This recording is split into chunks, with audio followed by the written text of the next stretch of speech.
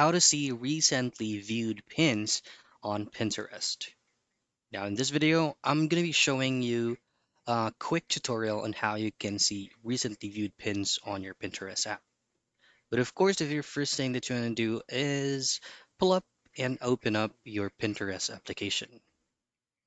Now, make sure that you log into your account so that you can view your recent history where you pins that can be searched.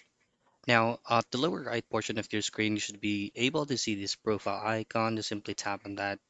Then going back into at the top left, you should be able to see the abbreviation of your username. Tap on that. You will be redirected into your settings. Now scroll down a little bit and then choose on Home Feed Tuner. Now once you choose on pins, you should be able to see a lot of options above.